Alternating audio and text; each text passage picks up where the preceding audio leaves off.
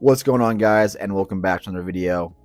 I always start the video by saying all glory goes to God, and today's video I wanted to discuss recovery, specifically recovery for combat sports. Okay, because I guarantee you that almost everyone is under recovered. I know I'm under recovered. I can guarantee you that everyone at my gym is under recovered, because of all the complaints I hear about, oh, I'm so tired or whatever. But just think of, how much better of a martial artist that we could all be together if we had the proper recovery. So the first one I wanted to go over was sleep. And I know that, everybody knows you need to get more sleep. And I guarantee you've been probably told that you need to get more sleep, so many times that you're blue in the head. I get it, right? But at a bare minimum, you should be getting at least 8 hours of sleep. Okay, it's scientifically proven, it's scientifically stated, but there's a reason for that. Now, if your schedule's really busy and hectic and all you can do, even to have that little bit of rest period is like a little 30-minute power nap throughout the day, do it. Take it. Get that sleep, just even if it's a little bit. Because that's where your body rests, that's where your body recovers, you know what I'm saying? So, but I would say it even goes beyond that, especially with sleep, get a proper routine and regimen going. So if you say, okay, hey, and make it something that, you can stick to, right? So okay, hey, I am going to go to bed every day at 9 p.m. or I'm going to go to bed every day at 10 p.m.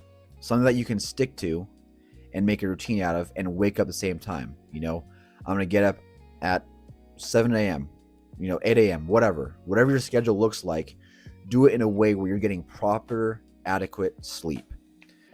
Because, once you continue and, make that plan and that regiment more solidified, your body will naturally get tired at 9 p.m., 10 p.m., whatever you decide to make it, right? Because for me, ever since the military, my sleep has been cooked. I have had horrible trouble sleeping. And honestly, there's a reason, because in the military, literally everybody is so overworked, so under-recovered, so exhausted all the time that it has literally ruined my sleep. It has made it so, getting an adequate sleep schedule is tremendously hard for me. It's getting better now that I've been out of the military for a little bit, and I've been kind of getting back into more of a, routine, scheduled program. My sleep is getting good to a point where, my body's naturally kind of getting to wind down around 9 p.m. And that's only because I've had a set sleeping schedule. I'm like, okay, I need to go to bed at this time, because that's just how it is. And as you continue to do it, your body will get better at it, and it'll take less time for you to go to bed. Because for me, it takes forever for me to go to bed. I will, especially for a long time, I'd sit there, lay in bed, and then just lay there for hours. And I'm like, oh man, dude, I am just so tired. I'm literally doing nothing here. I'm just, laying here in blackness. Why can't I go to bed? But, as I got more of a consistent program going, that, it's still somewhat of an issue, but it's becoming less and less of an issue. I'm like, okay, my body gets used to winding down at this time, and my sleep has improved significantly because of that. Now, the next thing, nutrition. Okay. Nutrition is crucial, especially for recovery, to make sure that your body is getting all the nutrients it needs, to make sure that because martial arts, especially Muay Thai, kickboxing, whatever, a lot of these high octane combat sports, they drain you a lot.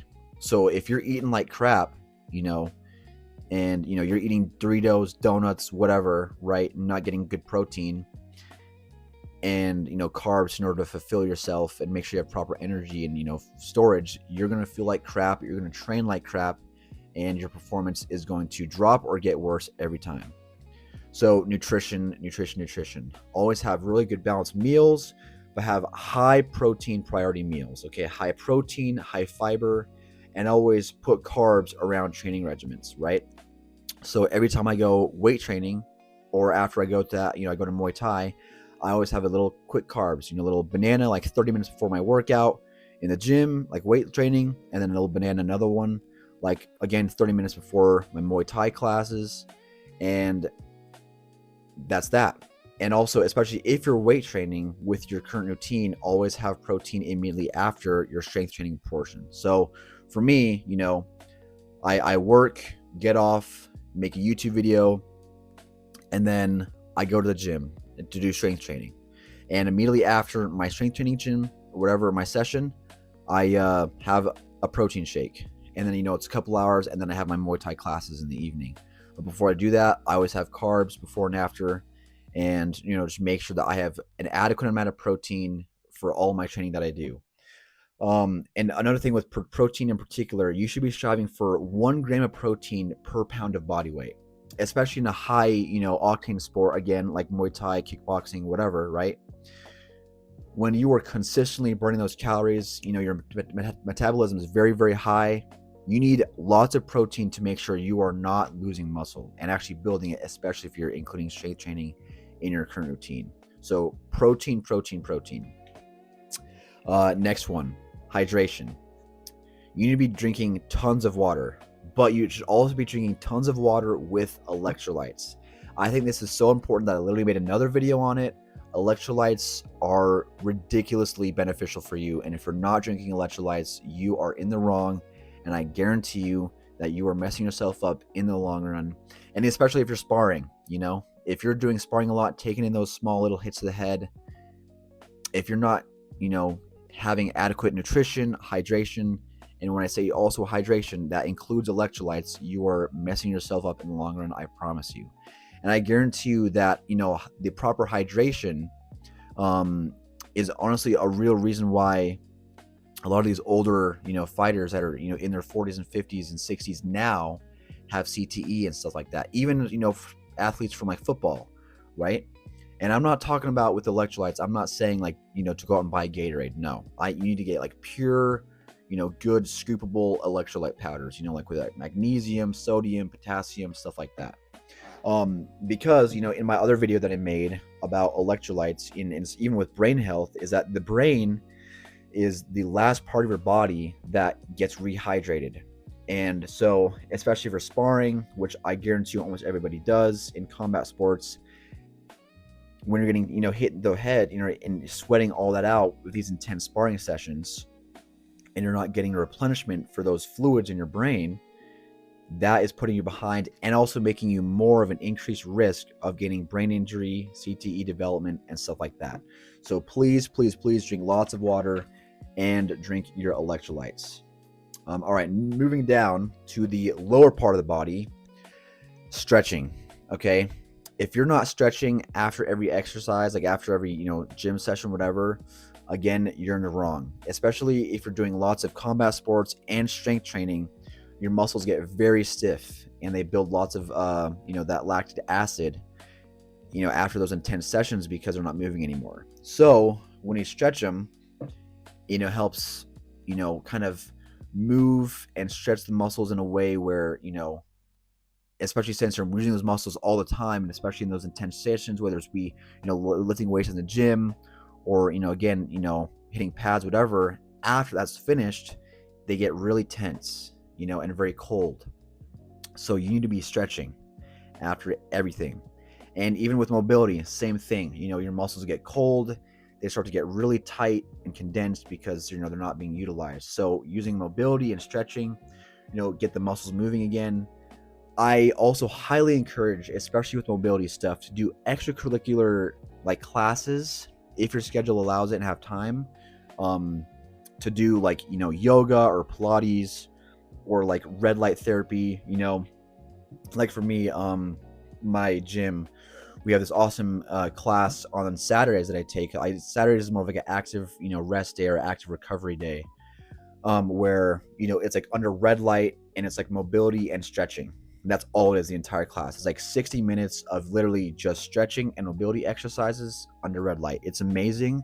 And I guarantee, and I promise you, like when I was doing Muay Thai up until that point, before I started that class, I was feeling stiff, whatever, but I kind of brushed it off, because I'm like, I don't need it. I'm young. I don't care.